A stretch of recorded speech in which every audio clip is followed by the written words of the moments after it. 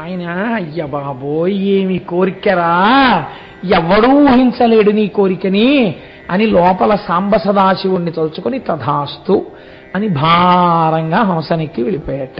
ఇంకా ఉపద్రవాలు మొదలు కదండి మరి. వెళ్ళిపోయి ఇంకా వీడితో ఎందుకు వచ్చిన గొడవ అని చెప్పి వీడిని 3 లోకములకు రాజ్యాభిషేకం చేసేశారు. కనీసం ఎవరిని కొట్టడానికి రాకుండా ఉంటాడేమో, కొత్త గొడవ వెళ్ళిపోతుంది. ముందే రాజ్యాభిషేకం చేసేసారనుకోండి, ఇంకేముంటుంది.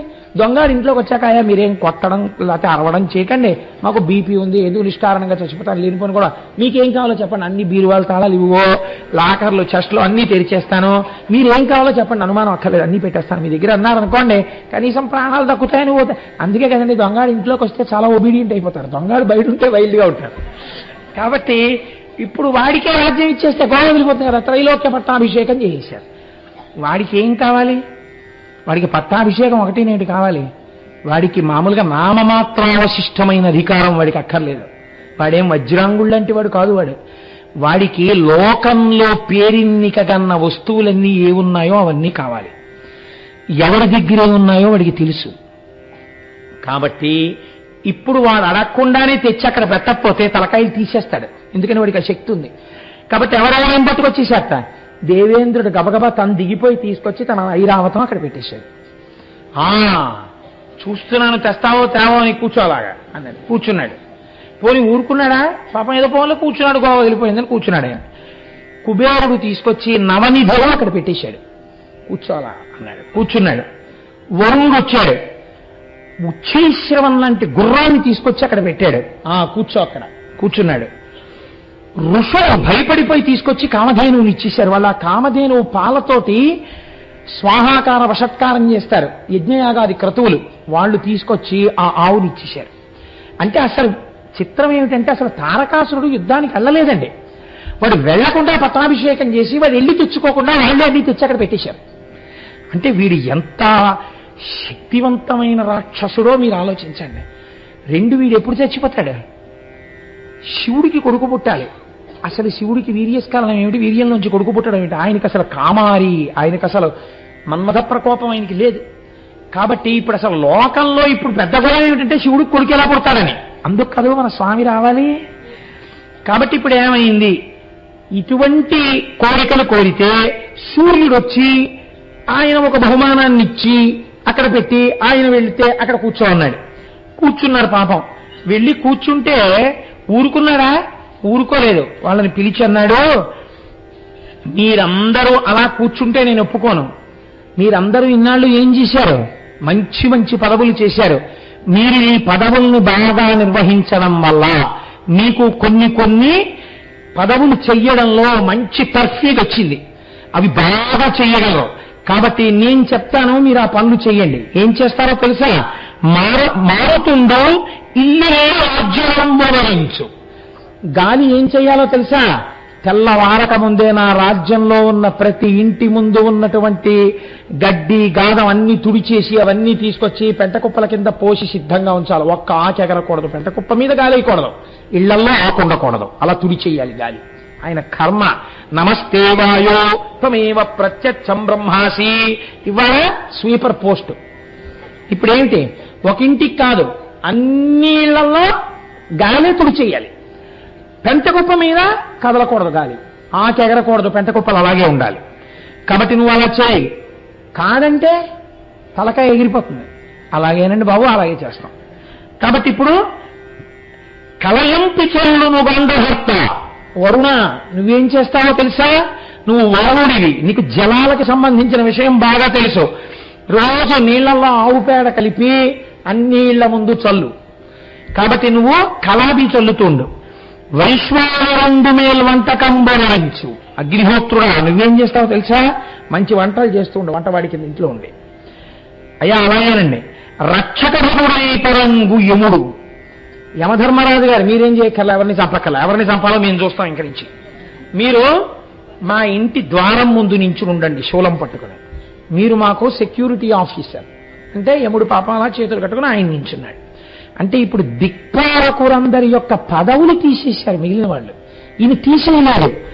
వాళ్ళ ప్రయోజకత్వాన్ని ఎంత అధమ స్థాయిలో వాడుకుంటున్నాడో చూడండి ప్రభువే. అంటే మీరు లోకంలో తేలిక మాట వాడుతుంటారు, శాడిజం. అంతటి వాడి చేత ఇంతటి హీనమైన పని చేయిస్తే ఒక్కొక్కడికి తృప్తిగా ఉంటుంది. అంటే రాక్షస ప్రవృత్తి కలడబెట్టిన వాడు తారకుడు. కాబట్టి ఆయనకి ఆ పని చెప్పాడు. చెప్పి అశ్వినీయులు కొంత రమరిక వజ్జులై, అశ్వినీ దేవతలు ఏం చేయాలో తెలుసా? ఉపాధ్యాయులై పాఠాలు నేర్పుతూ ఉండాలి. దానికి బృహస్పతిని వాళ్ళని పెట్టడాయన. మధ్యలో ఎక్కడైనా శ్రీ మహావిష్ణువు గురించో శివుడి గురించో అయినా చెప్పేస్తారేమో అని వాడికి అనుమానం. అందుకని అశ్వినీ దేవతల్ని పెట్టాడు అక్కడ తీసుకొచ్చి. బొక్క సంబోధించు ఎక్కువగా కుబేరుడు ఏం చేయాలో తెలుసా? లోపల డబ్బు బాగా పెరగడానికి ధనాగారంలో ఎలా అవతలవాన్ని పీడ ఇచ్చేసి ఎక్కడెక్కడ ఏమున్నాయో ఎలా కొట్టుకొచ్చేయాలో, ఎవరి దగ్గర ఎంత డబ్బు ఉంటుందో నీకు బాగా తెలుసు. ఆ లిస్ట్ అంతా తయారు చేసి అవన్నీ మన కాసుకోశాగారానికి వచ్చేట్టు ఏర్పాటు చేయి. అలాగేనండి బాబాయ్. అందుకని ఆయన అలా పెట్టాడు. తుంబురుందారించు తోంపు గానంబు. తుంబురుడు ఏం చేయాలో తెలుసా? ఎప్పుడు ఏదో భగవంతుడి గురించి కీర్తనలు చేస్తూ ఉంటాడు. రేపటి నుంచి అలా చేయడానికి వీల్లేదు. తుంబురుడు రేపటి నుంచి వచ్చి నేను హాయిగా నా భార్యతో కలిసి కూర్చుంటాను, కచేరీ చెయ్యాలి. ఆ కచేరీ విని నేను సంతోషిస్తాను. ఆ కచేరీలో శ్రీమన్నారాయణుణ్ణి పరమశివుణ్ణి కీర్తనలు చేస్తాను అంటే కుదరదు. అమ్మవారి మీద కీర్తనలు చేస్తానంటే కుదరదు. దేని మీద కీర్తన చేయాలి? తారకుడి మీదే కీర్తనలు చేయాలి. కాబట్టి ఇప్పుడు తుంబురుడు ఆ పని చేస్తుండాలి. నాట్యమత్సరసి, అప్సరసలందరూ షిఫ్ట్లు వేసుకుని నా ముందు నాట్యం చేస్తూ ఉండాలి. కాబట్టి వీళ్ళందరూ ఈ పని చేస్తూ ఉండాలి. అనుదినం దినుడు అర్హమవు నట్టు లెండకాయలు.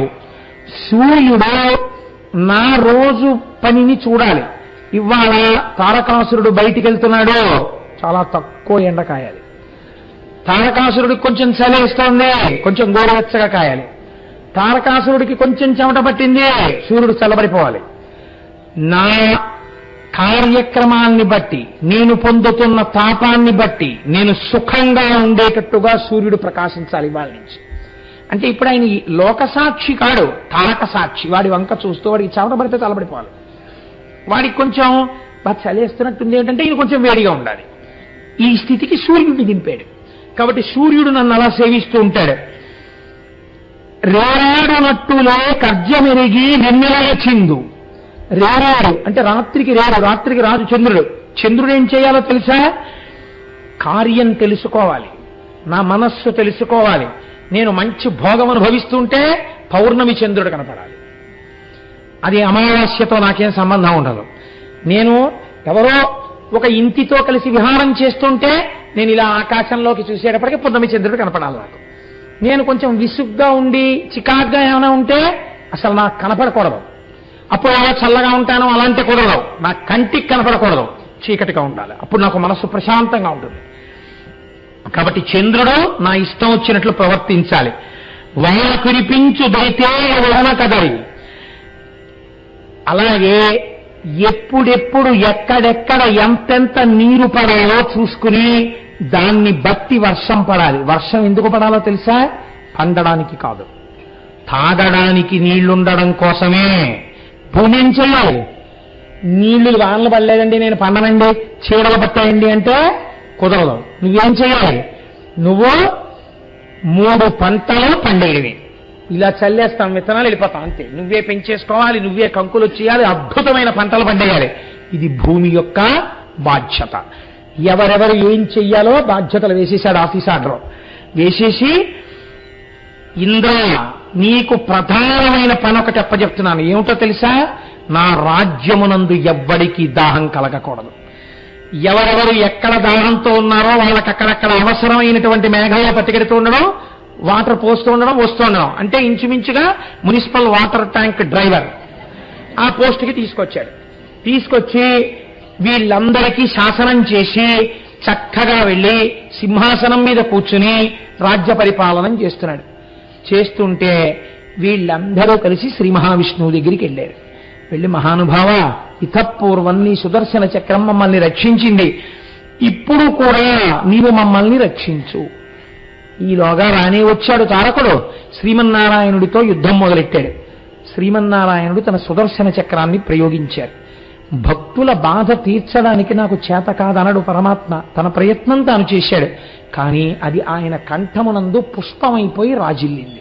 కారణం ఏమిటి? వాడికి వరం ఉంది అవతల. కాబట్టి ఎవరూ ఏం చేయలేరు. పార్వతికి ఎటువంటి మాయమాటలు మాట్లాడాలో అటువంటి విష్ణుమాయ ప్రసరింపజేసి శ్రీ మహావిష్ణువు తప్పుకున్నారు అక్కడి నుంచి. ఇప్పుడు అందరూ కలిసి బ్రహ్మగారి దగ్గరికి వెళ్ళారు. బ్రహ్మగారి దగ్గరికి వెళ్ళి, అయ్యా ఇప్పుడు మాకొక గొప్ప ఇబ్బంది వచ్చి పడిందండి. పరమశివుడికి ఒక కొడుకు పుట్టాలి. ఎందుకు పుట్టాలి? ఆ కొడుకు పుడితే ఆ పుట్టినటువంటి కొడుకు ఈ తారకాసురుణ్ణి సంహరిస్తాడు. అప్పటి వరకు మాకు ఈ లోకంలో మనశ్శాంతి లేదు. కాబట్టి ఈశ్వరుడికి కొడుకు పుట్టేటట్టుగా మేము ఎలా ధన్యులం అవుతామో మమ్మల్ని అనుగ్రహించండి. ఈ మధ్యలోకి పార్వతీ కళ్యాణం వచ్చిందనుకోండి, చిట్ట చివరికి తీసుకెడతాను దాన్ని పార్వతీ కళ్యాణాన్ని. కానీ ఇక్కడే మీరు ఒక చిత్రమైన సందర్భాన్ని సమన్వయం చేయవలసి ఉంటుంది. కుమార సంభవం స్కందోత్పత్తి బాగా అర్థం అవడానికి నేపథ్యం మీరు విన్నారు ఇప్పటి వరకు. కుమారుడు ఎందుకు రావాలో, శివుడికి కొడుకు ఎందుకు పుట్టాలో మీకు అర్థమైంది. మనందరికీ ఓ కొడుకు మనం ఉద్ధరించడానికి పుట్టినట్టు కాదు. ఇప్పుడు లోకమంతా నిలబడాలంటే శివుడికి కొడుకు కలగాలి. ఇప్పుడు మీరు అవసరాన్ని విన్నారు, నేపథ్యాన్ని. సుబ్రహ్మణ్యుడి రాకలో ఉన్న నేపథ్యాన్ని కూడా మీరు వినాలిగా. సుబ్రహ్మణ్యుడు ఎందుకు రావలసి వచ్చింది అంటే, ఇక్కడ ఒక చిత్రమైనటువంటి సంఘటన జరిగింది. పరమాచార్య స్వామి మహానుభావులు దీని గురించి త్రిపురా రహస్యంలో దీని గురించినటువంటి సందర్భం ఉంది అని చెప్పి వారు ప్రస్తావన చేశారు. మహాత్యకాండయందు సనత్కుమారుడు అని సనక, సనందన, సనత్కుమార, సనత్సుజాత అని వాళ్ళు నలుగురు కూడా బ్రహ్మజ్ఞానులు, బ్రహ్మమానస పుత్రులు. పుట్టుక చేతనే వారు ఎప్పుడు కౌమారమునందు ఉంటారు అని. వారు దిగంబరులై ఉంటారు, అంటే దేహభ్రాంతి లేని వారై ఉంటారు, బ్రహ్మజ్ఞానంతో ఉంటారు. వారు నిస్పృహులై ఉంటారు, అంటే వారికి దేని మీద మమకారం ఉండదు, ఏ కోరిక ఉండదు. ఎందుకు ఉండదంటే అంతా నేనే ఉన్నాను, బ్రహ్మము నేనే ఉన్నాను, అహం బ్రహ్మాస్మి స్థితిలో ఉంటారు. కాబట్టి వాళ్ళ కోరిక అన్నది లేనటువంటి స్థితిలో ఉండేటటువంటి సనత్కుమారుడు ఒక రోజున కూర్చుని ఉన్నారు. ఆయన ఏం చేస్తూ ఉంటారో అని మీరు నన్ను అడిగారు అనుకోండి, ఆయన ఏం చేస్తూ ఉండరు. ఎందుకుండరు? అంతా తానై ఉన్నాడు కాబట్టి తనకి విహితమన్నది లేదు. అందుకే బ్రహ్మజ్ఞానికి విధి నిషేధములు ఉండవు. ఇది మీకు చాలా చిత్రంగా ఉంటుంది ఈ మాట. ఎందుకో తెలుసా అండి, ఒకరు భగవాన్ రమణ మహర్షి దగ్గరికి వెళ్ళారు. వెడితే ఏడిచారు. ఏడిస్తే రమణులు అన్నారు, దేనికి ఏడుస్తున్నావు అని అడిగారు. ఏదో వాళ్ళ అదృష్టం బాగుంది, ఆయన ఆ రోజున మాట్లాడారు. ఎందుకు ఏడుస్తున్నావు అని అడిగారు. అంటే ఆయన అన్నాడు, ఎందుకు అంటారేమిటి మహాప్రభు, నేను ఎన్ని పాపాలు చేశానో చెప్తే మీరు హడిగిపోతారు.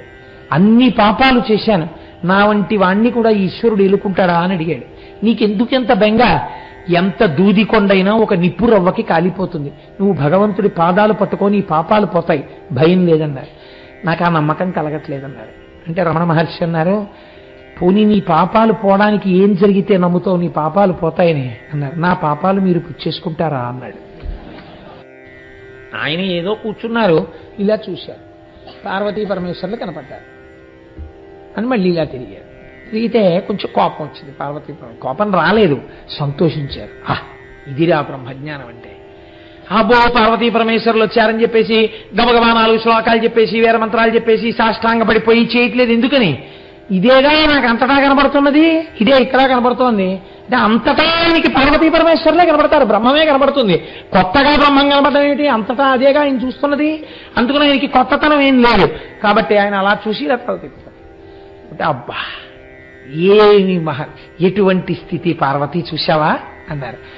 అని ఉత్తినే కోపం తెచ్చిపెట్టుకుని, ఏమయ్యా పార్వతీ పరమేశ్వరులం వచ్చి ఇంతసేపు అయింది నిలబడ్డాం, పలకరించమే, మేము వరం ఇద్దాం అనుకుంటున్నాం, మమ్మల్ని ప్రార్థన చేసి పుచ్చుకోవా అన్నారు. ఆయన అన్నారు, మిమ్మల్ని ప్రార్థించడం ఏమిటి? నాకు ఎప్పుడూ అంతటా మీరేగా కనపడేది, నాకు బ్రహ్మమే కనపడుతుంటుంది, బ్రహ్మం కాకుండా ఇంకోటి ఉంది ఏమిటి? మీరు నాకు వరం ఏమి ఇస్తారు? ఎందుకు వరం? నాకు వరం అంటే మళ్ళీ కోరిక, నాకు ఉంటేగా కోరిక, అసలు నాకు ఏ కోరిక లేదు, కాబట్టి నాకు వరం ఎందుకు, నాకు అక్కర్లేదండి. అంటే పరమేశ్వరుడు ఈయన జ్ఞానాన్ని చూసి పొంగిపోయి, అయితే శాపం ఇస్తానన్నాడు. ఆయన ఇవ్వండి. శాపం ఇస్తే ఎవరు బాధపడతారు? దేహం బాధపడుతుంది, అది నేనేం కాదుగా, లోపల ఉన్న ఆత్మ నేను. ఇవ్వండి అయితే శాపం అన్నాడు. ఆయన పొంగిపోయి, అబ్బా ఏవి జ్ఞానమయ్యా, వరం ఇస్తానంటే పుచ్చుకోవు, శాపం ఇస్తానంటే ఇచ్చుకోమంటావు అన్నారు. అంటే ఆయనకి చికాకు వచ్చింది. హాయిగా మౌనంగా కూర్చోకుండా ఏమిటి అల్లరి అని ఏమిటి వరం అంటారు కాసేపు, శాపం అంటారు కాసేపు, మీకు నేను ఇస్తాను పుచ్చుకోండి వరం ఏమైనా కావాలంటే అన్నాడు. అంటే శంకరుడు చాలా సంతోషించి ఆయన అన్నాడు, ఎంత గొప్ప మాట అన్నావురా నాయనా, నేను నాకు కుమారుడిగా జన్మించాలి అని. ఈయనన్నారు, నీకే కుమారుడిగా జన్మిస్తాను అన్నాడు. పక్కనున్న పార్వతీదేవి ఉలిక్కి పడింది.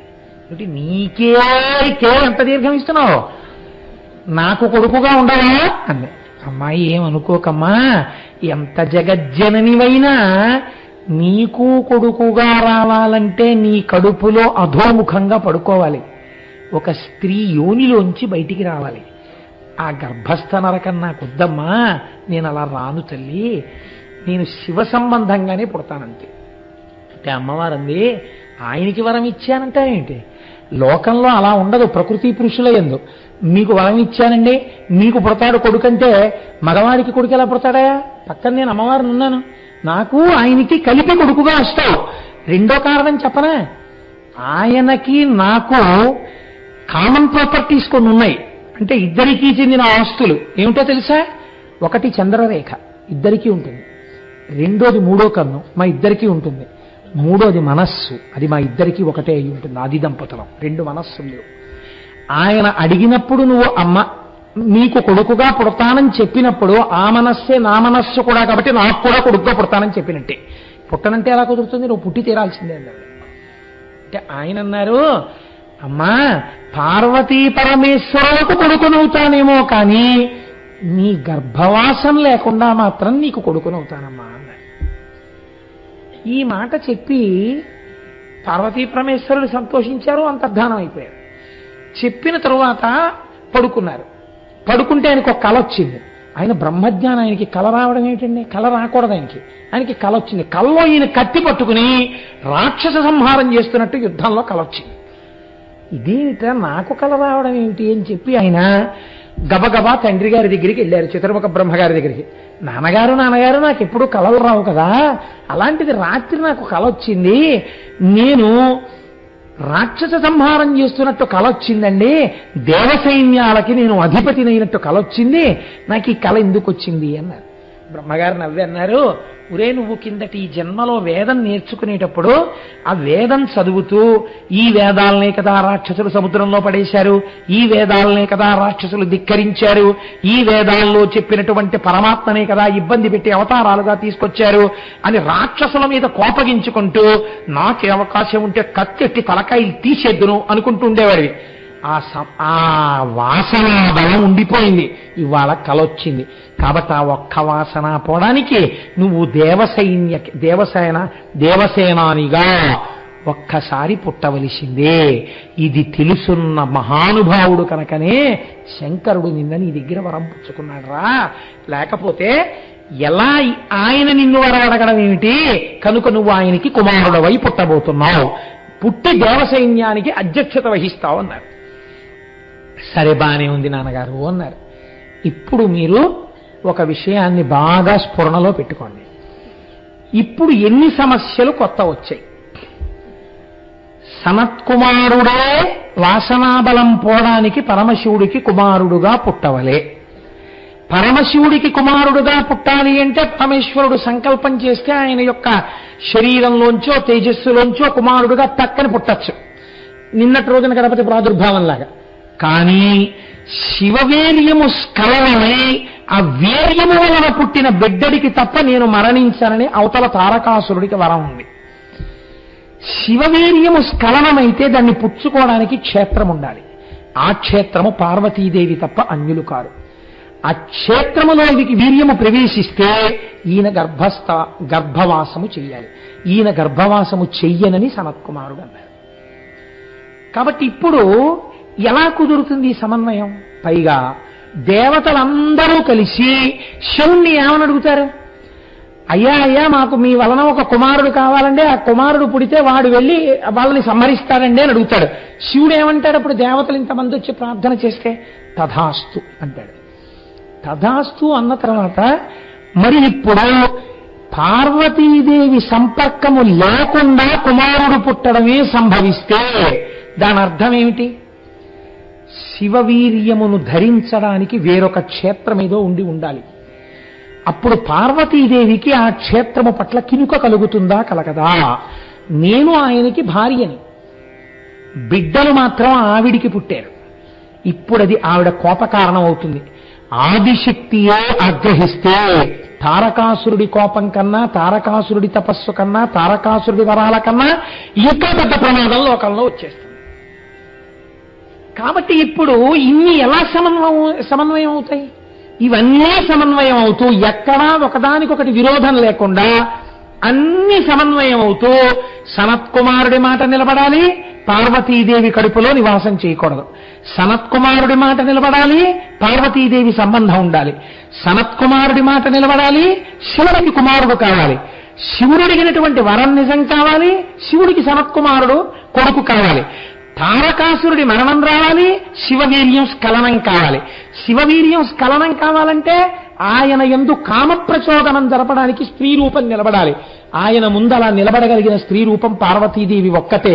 పార్వతీదేవి నిలబడి ఉండగా ఆమె పుత్రుడుగా కాకుండా వీర్యము వేరొక చోట పడిపోయి ఎవరైనా పుచ్చుకుంటే వాడు శపింపబడతారు, లోకమునకు ఉపద్రవం వస్తుంది. ఆ పిల్లవాడు ఎవరి యందు పడతాడు? అప్పుడు వాళ్ళు ఎలా తల్లిగా చెప్పుకుంటారు? జగదంబని కానని నేను తల్లిని చెప్పగలిగిన సమర్థత ఎవరికి ఉంటుంది? అప్పుడు లోకమునకు కొత్త ఉపద్రవాలు వస్తాయి. ఇన్ని సమన్వయం ఎలా జరుగుతాయి? ఎలా జరిగితే ఆ పిల్లాడు పుడతాడు? ఇప్పుడు ఆ పిల్లాడు పుట్టడానికి తారకాసురుడు అడగడం కాదు, ఇన్ని సమస్యలు కొత్త పుట్టుకొచ్చాయి. ఇన్ని సమస్యలకి సమాధానంగా అటువంటి పిల్లవాడు అసలు పుడతాడా? తలలు పట్టుకున్నారు లోకమంతా. ఇన్ని మెలికలు పడిపోయింది ఏమిట్రా? ఇన్ని మెలికలు దాటో పిల్లాడు కింద పడితే వాడు చంపుతాడా తారకాసురుణ్ణి? ఇప్పుడు పెద్ద సమస్య ఏంటి? ఈయన్ని చంపడానికి శివుడికి కొడుకు పుట్టడం కాదు. అసలు ముందు ప్రయత్నం ఏం చెయ్యాలంటే అసలు శివుడు కామమోహితుడై పార్వతీదేవి వంక చూసేటటువంటి ప్రయత్నంలో బాణం కాముడితో వేయించాలి. ఆదిలోనే హంసపాలు ఆయనే గడిపాడు. ఇప్పుడు ఇంకా జటిలమైపోయింది సమస్య. ఎలా? అసలు పెళ్ళి అయితే కదా కొడుకంటూ పుట్టడం. ఇది పెద్ద సమస్య. కూర్చుని రేపటి రోజు కదండి షష్ఠి నాడు పుట్టాలి కుమారస్వామి. రేపు సాయంకాలం వరకు ఈ ఉత్కంఠ. ఇన్ని సమస్యల సమాధానంగా షష్ఠి తిథి నాడు ప్రదోష వేళలో సుబ్రహ్మణ్య ఆవిర్భావాన్ని మనం వింటాం. కనుక రేపటి రోజున ఇన్ని సమన్వయం అవుతూ కుమారస్వామి ఎలా ఆవిర్భవించారో మీకు చూపిస్తాను.